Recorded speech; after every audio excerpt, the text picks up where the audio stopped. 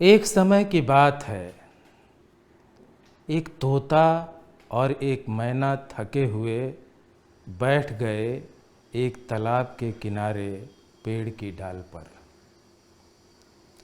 शहर की रफ्तार अपनी, सुबह के ठीक पहले का अंधेरा और तालाब में कुछ तैरता सा दिखता था।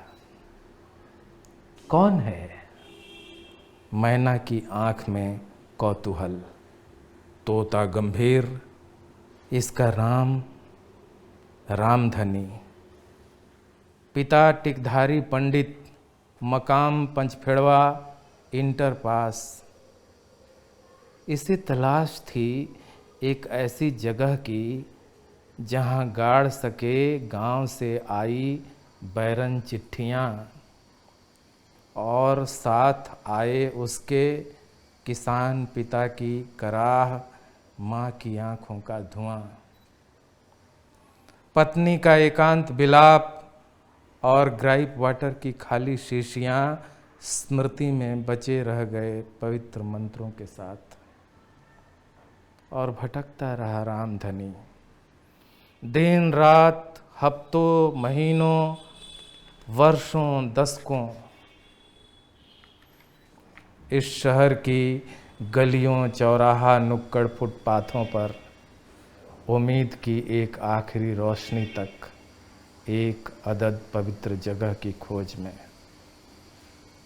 तोते ने एक ही सांस में कहा और उड़ गया।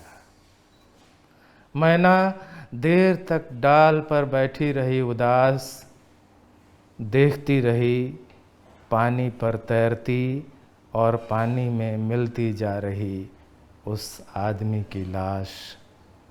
कथा गया वन में, सोचो अपने मन में। इस कविता पे भी अपनी टिप्पणी ये नहीं कि अर्थ क्या है, टिप्पणी ये कि कविता पहली बार आपके मन में कैसे कौंधी, फिर कैसे बढ़ी, या उससे जुड़ा कोई मजेदार प्रसंग हो, या वो कि जिस चीज़ पे हो वो अगर उल्लेखनीय हो।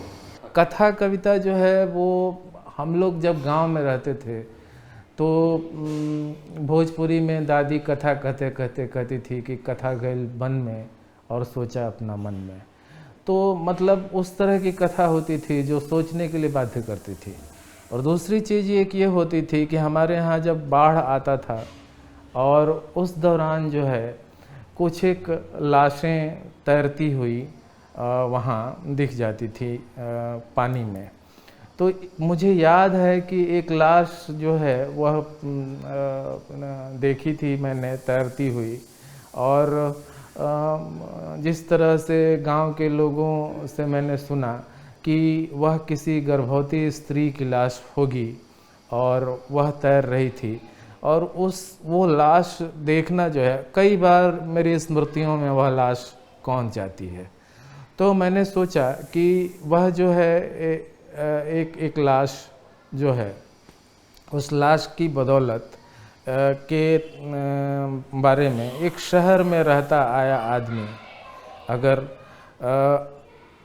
एक तालाब में उसकी लाश पड़ी है और वह गांव जाना चाहता था और अपने पिता और अपनी पत्नी और तमाम लोगों को छोड़ कर के शहर में रह रहा है और वह गांव नहीं जा पाता है, और अंततः कविता इस बारे में मौन है कि उसकी मौत किस तरह से हुई।